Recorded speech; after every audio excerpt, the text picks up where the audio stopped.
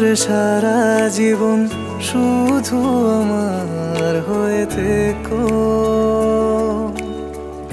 মনের ভেতর খুব যতনে ভালোবেসে আগলে রেখো।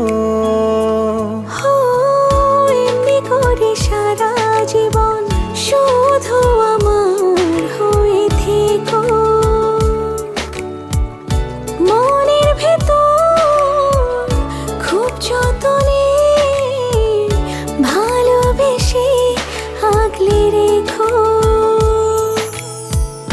চোখটা ছুঁয়ে থাকো, মায়ার পরশ মাখো, অনুভবে হবিলীন। তুমি ডাকলে সূর্য হাসে, আসে রোদেলা দিন। তুমি থাকলে আশেপাশে পৃথিবীটা লাগে রঙিন। তুমি ডাকলে সূর্য হাসে, আসে রোদেলা দিন। তুমি থাকলে সে তো সবগুলো না? আশেপাশে পৃথিবীটা লাগে রঙিন। নাম্বারটা নেই।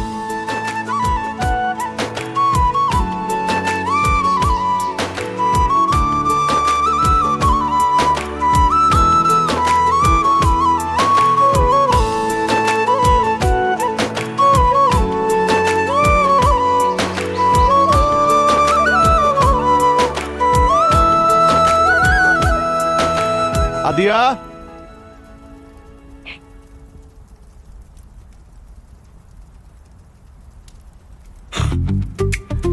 হাই। কি ব্যাপার, তুমি মুখে কালি মাইকা কি করছো? তোমার কিন্তু পেতনির মতো লাগতেছে। কি? পেতনি পেতনি। খবরদার আমাকে পেতনি বলবা না। আমি রান্না করছি কখনো? তাও তো চেষ্টা করতেছি তোমার জন্য।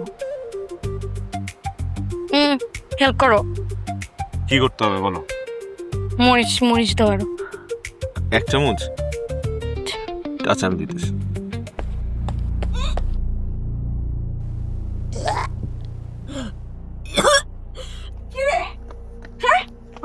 কি হলো? হ্যাঁ? আস্তে আস্তে আস্তে আস্তে আস্তে। মেয়েটা 3.5 মাসের প্রেগনেন্ট, তোমরা কেউ টের পাওনি? না, আমি টের পাইনি। আমি কেন? ও নিজেও তো টের পাইনি। এরকম তো হয় মাঝে মাঝে। আবর্ষণ করা হলো? কি বলেন ভাইজান? 3.5 মাসের বাচ্চা আবর্ষণ করাবো? এটা তো অসম্ভব। এটা অনেক বড় রিস্ক। আমার মেয়েটাও তো মরে যেতে পারে। তোমরা কি আমার মেয়েটাকে মেরে ফেলতে চাও?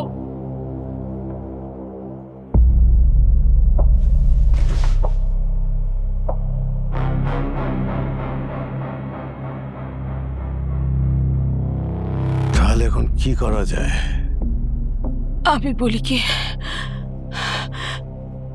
তোমরা যুদ্ধটা এখন থামাও।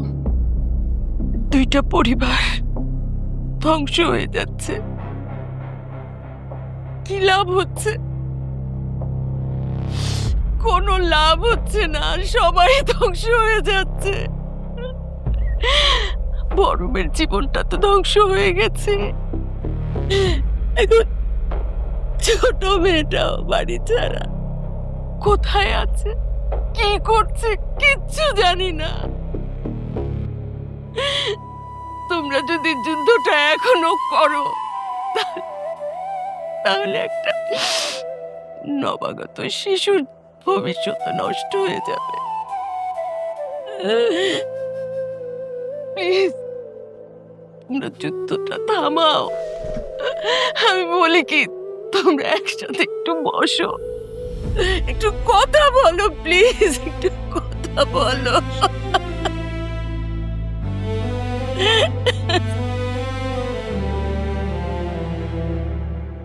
আমি তো ওই কথাই কইতেছিলাম, 2 পরিবার ধ্বংসের দ্বার প্রান্তে। আমরা আর কতদিন যুদ্ধ করব? আমার ছেলেটাকে কতদিন দেখি না, কই আছে, কি করতেছে আল্লাহই জানে। আমার মেয়েটার কথা বলে আমি রাতে ঘুমাতে পারি না, একদম ঘুমাতে পারি না। আইমান যদি এত কিছু না করতো তাহলে তো এসব ঘটনা ঘটতোই না। পুরনো কথা বললে সমাধান হবে না। পুরনো কথা ভুলে আমাদেরকে সামনে আগাইতে হবে।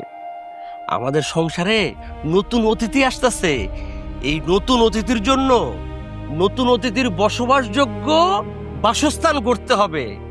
একবার চিন্তা করে দেখেন, আপনারা হবেন নানা নানি, আপনারা হবেন দাদা দাদি।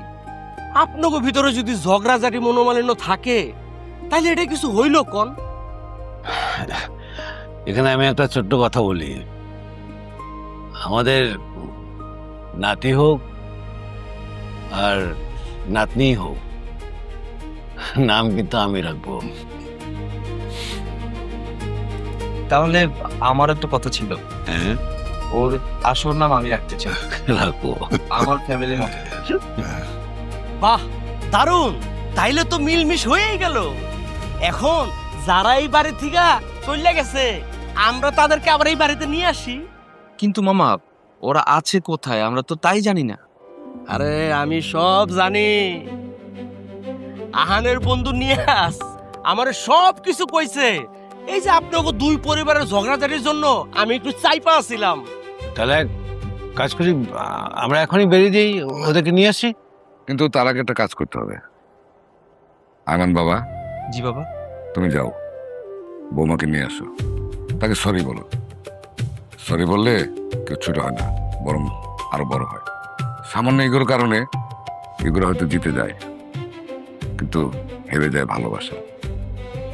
সমস্ত রাগ গুসা ঝেড়ে বৌমাকে সসম্মানে বাড়িতে নিয়ে আসো।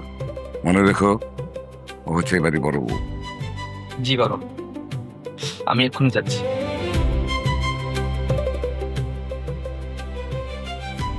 বাবা, চাচা, মা, আমি অনেক বড় ভুল করে ফেলেছি।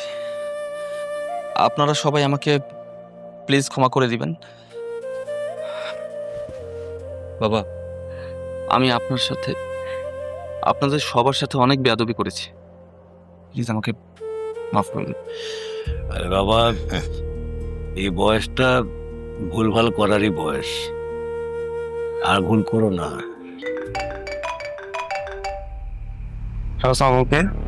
দোস্ত, আমার নাম হাতটা খালি, বুঝছস? কিছু টাকা দিতে পারবি? আর দিয়ে একটু শিখ। আচ্ছা, তুই একটা নাম্বার পাঠা, আমি পাঠাই দিচ্ছি টাকা। ঠিক আছে, থ্যাংক ইউ।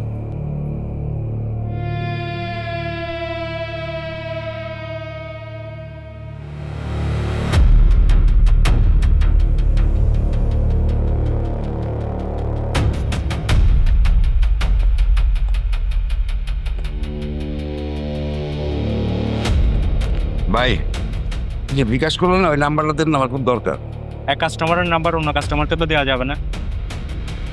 আরে ছেলে যেটা করতেছে সেটা সব 2 সেকেন্ডের মধ্যে নাম্বার দেয়, এটা কি দেখছিস? তাড়াতাড়ি তাড়াতাড়ি তাড়াতাড়ি।